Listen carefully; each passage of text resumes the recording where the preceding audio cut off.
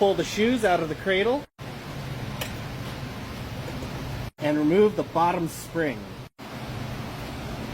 Next, work out one brake shoe with the star wheel.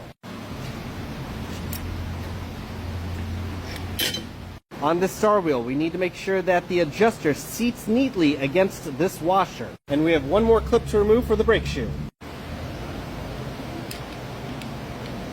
On the back of the wheel cylinder, we're going to remove the bleeder screw to make it easier to take off that brake line.